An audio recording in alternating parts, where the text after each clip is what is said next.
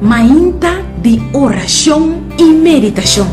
Pone Dios na primer lugar, junto con Nairalin Felicia.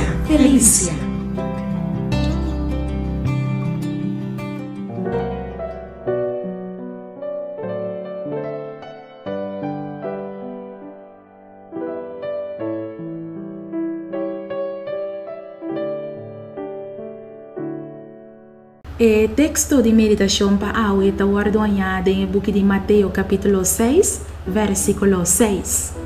Maabo, ora bota Hasí oração, vai dembo kamber de mas padem, e ora boa ser a bo porta, Hasí oração na botata kuta den escondi, e botata kuta mira den escondi, lo recompensabo.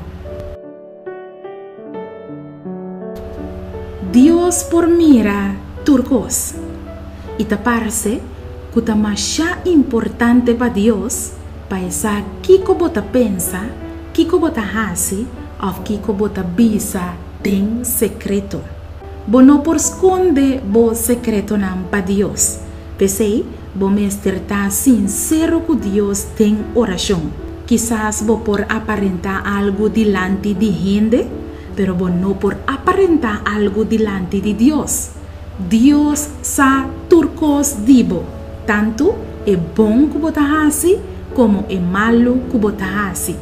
Ta pesei, ora bota hasi oração, vai dembo kamber de mas padem, e ora boa ser bo porta, hasi oração na botata que ta ten escondi, e botata que ta mira ten escondi, lo recompensabo.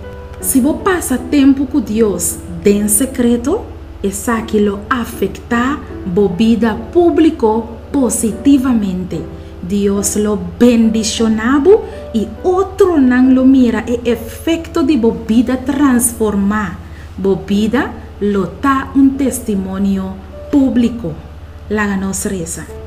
Tata Santu, Deus de amor, nós te pedimos para ajudar cada de nós para nós por buscar o den escondi, para abo por saciar nos hambre e nos sede, e para recompensar-nos publicamente, em nome de Jesus. Amém.